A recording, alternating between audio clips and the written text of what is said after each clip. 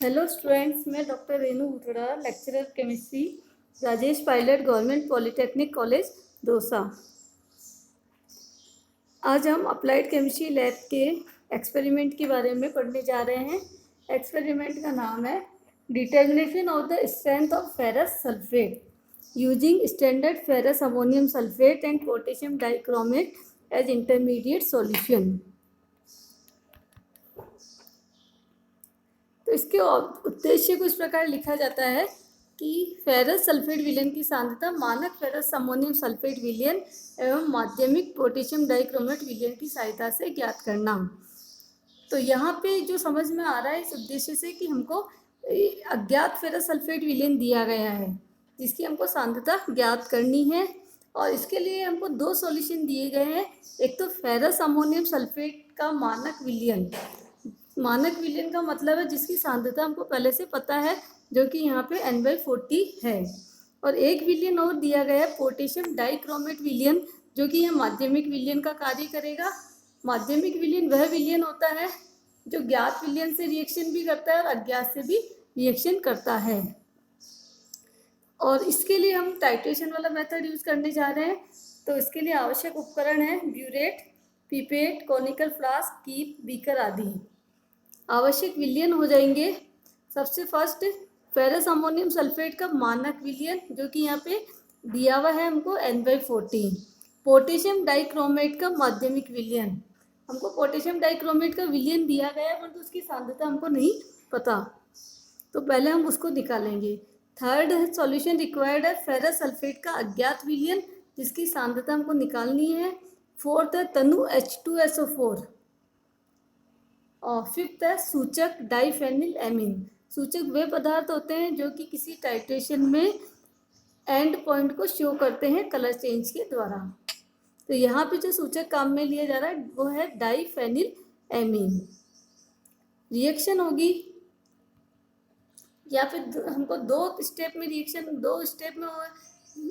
Titration की जाती है। फर्स्ट में तो फेरस अमोनियम सल्फेट की पोटेशियम डाइक्रोमेट के साथ टाइट्रेशन होती है, और सेकंड स्टेप में फेरस सल्फेट की पोटेशियम डाइक्रोमेट।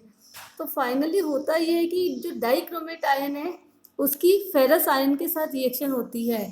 तो यहाँ पे रिएक्शन में हमने लिखा है डाइक्रोमेट आयन मतलब Cr2O7 2- आयन और Fe2+ आयन फेरस आयन है। तो रिएक्शन होने पे फेरस आयन तो फेरिक आयन में चेंज हो गए और क्रोमेट आयन है क्रोमियम आयन में चेंज हो गए हैं, और ये 14H+ है जो कि अम्लीय माध्यम को शो कर रहा है। विधि मेथड, ये इसमें सबसे पहले जो माध्यमिक विलयन होता है जो कि यहाँ पे पोटेशियम डाइक्रोमेट है जिसका फॉर्मूला K2Cr2O7 है, उस विलयन को ब्यूरेट में भरते हैं। फिर यहाँ पे हमको दो स्टेप करनी है। फर्स्ट हम टाइट्रेशन करेंगे फेरस अमोनियम सल्फेट की माध्यमिक विलयन पोटेशियम डाइक्रोमेट के साथ, और उससे हम पोटेशियम डाइक्रोमेट की कंसंट्रेशन निकालेंगे, और उसके बाद में अज्ञात FeSO4 की टाइट्रेशन हम पोटेशियम डाइक्रोमेट के साथ करेंगे। तो फिर कैलकुलेशन से अज्ञात FeSO4 की कंसंट्रेशन निकल जाती है। तो मेथड है, सबसे फर्स्ट हम पोटेशियम डाइक्रोमेट विलयन को ब्यूरेट में भरते हैं। नेक्स्ट स्टेप इसमें करते हैं कि कॉनिकल फ्लास्क में 10 ml फेरस अमोनियम सल्फेट ले लेते हैं। फेरस अमोनियम सल्फेट को शॉर्ट में FAS भी कहा जाता है। तो 10 ml फेरस अमोनियम सल्फेट लेके उसमें 2 ml डाइल्यूट H2SO4 व 2 ड्रॉप्स सूचक की मिलाते हैं, इंडिकेटर की मिलाते हैं। मतलब 10 ml फेरस अमोनियम सल्फेट जो कि पिपेट की सहायता से लेना है, उसमें 2 ml डाइल्यूट H2SO4 डालना है और 2 बूंद सूचक की मिलाते हैं। फिर ब्यूरेट से कॉनिकल फ्लास्क में K2Cr2O7 मतलब पोटेशियम डाइक्रोमेट मिलाते हैं। तो अंत बिंदु पर विलयन बैंगनी रंग का हो जाता है। एंड पॉइंट पे विलयन पर्पल कलर का, वायलेट कलर का हो जाता है। उस वक्त हम ब्यूरेट का पाठ्यांक नोट कर लेते हैं, और ये तीनों स्टेप जब तक करते रहते हैं जब तक कि हमको 2 सेम रीडिंग नहीं मिल जाती है। उसके बाद में ये तीनों स्टेप हम उसके FAS के बजाय अज्ञात FeSO4 लेते हैं और ये पूरा प्रोसेस रिपीट करते हैं। और जो भी पाठ्यांक आता है उनको इस टेबल में नोट कर लेते हैं। दो टेबल बनेगी। फर्स्ट टाइट्रेशन हुई थी अपनी मानक फेरस अमोनियम सल्फेट व माध्यमिक K2Cr2O7 के साथ हुई थी, और सेकंड जो टाइट्रेशन हुई थी अज्ञात फेरस सल्फेट व माध्यमिक पोटेशियम डाइक्रोमेट के मध्य अनुमापन। तो इसमें जो टेबल है वो पिछले प्रैक्टिकल में भी हमने बताई थी। क्रम संख्या, पिपेट द्वारा लिया गया आयतन। पिपेट से हम फेरस अमोनियम सल्फेट या फेरस सल्फेट ले रहे हैं जो कि 10-10 ml है, तो 10.0 लिखा जाएगा। ब्यूरेट पाठ्यांक प्रारंभिक और अंतिम लिखा जाएगा जो भी आएगा। प्रारंभिक मतलब हमने टाइट्रेशन शुरू कब की थी, अंतिम मतलब कलर चेंज कब हुआ था, वो रीडिंग नोट करनी। रीडिंग नोट करते वक्त ध्यान रखना है कि हमेशा ब्यूरेट को सामने से देखें, ऊपर या नीचे से नहीं देखना है। तो ब्यूरेट द्वारा कुल लिया गया आयतन हो जाएगा अंतिम माइनस प्रारंभिक।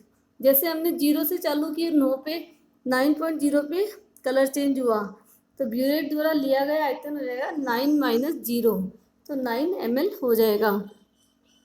ऐसे हम सेकंड रीडिंग और थर्ड रीडिंग लेंगे।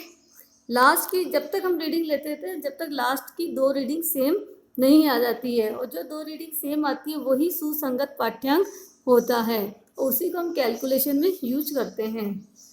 ऐसे ही सेकंड टेबल भी बना लेंगे। यहाँ पे अज्ञात फेरस सल्फेट लेना है पिपेट के द्वारा, बाकी सब कुछ सेम है। कैलकुलेशन, फर्स्ट टाइट्रेशन हमने करी थी मानक फेरस अमोनियम सल्फेट और माध्यमिक पोटेशियम डाइक्रोमेट के साथ करी थी। तो इसकी कैलकुलेशन के लिए N1V1 बराबर N2V2, हमने N1V1 के बराबर मानक फेरस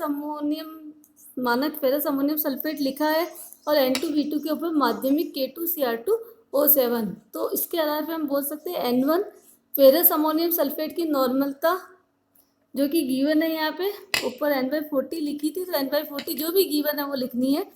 N2 माध्यमिक K2Cr2O7 की नॉर्मलता। V1 है फेरस अमोनियम सल्फेट का आयतन जो कि हम 10 ml ले रहे हैं, और V2 है K2Cr2O7 का प्रयुक्त आयतन। तो इस स्टेप से हमको इसमें N1 हमको पता है, V1 हमको पता है, V2 है जो फर्स्ट टेबल की जो रीडिंग होगी वो हो जाएगा।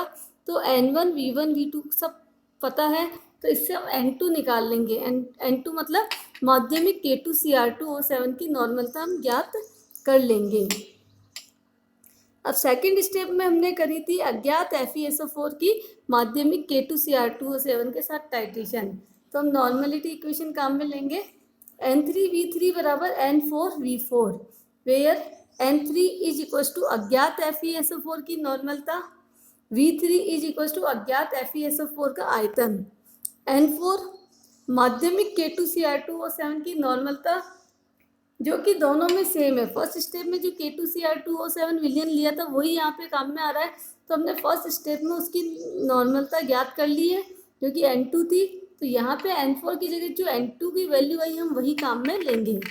V3 इज इक्वल टू अज्ञात FeSO4 का आयतन, और V4 है माध्यमिक K2Cr2O7 का आयतन, जो कि टेबल में सेकंड टेबल में जो रीडिंग है वो होगा। इन सब की वैल्यू रख के हम N3 की वैल्यू निकाल लेंगे जो कि अज्ञात FeSO4 की नॉर्मलता है। N3 बराबर N2V4/V3। तो इस प्रकार हमको अज्ञात FeSO4 की नॉर्मलता प्राप्त हो गई है जो कि N3 है। और अब हमको क्योंकि सामर्थ्य पूछी गई है, सामर्थ्य का मतलब ग्राम प्रति लीटर में सांद्रता बतानी होती है। तो अज्ञात FeSO4 विलयन की ग्राम प्रति लीटर में सांद्रता इज इक्वल्स टू N3 नॉर्मलता इंटू FeSO4 का तुल्यांकी भार। FeSO4 का तुल्यांकी भार 278 होता है, तो इसलिए FeSO4 विलयन की सांद्रता ग्राम प्रति लीटर में होगी N3 इंटू 278। और जो कैलकुलेशन करेंगे उसके बाद जो आंसर आएगा वो ग्राम प्रति लीटर में आएगा। इस प्रकार कैलकुलेशन के बाद में आता परिणाम। तब हमको लिखना है दिए गए अज्ञात FeSO4 विलयन की सांद्रता, जो भी आंसर आएगा ग्राम प्रति लीटर है।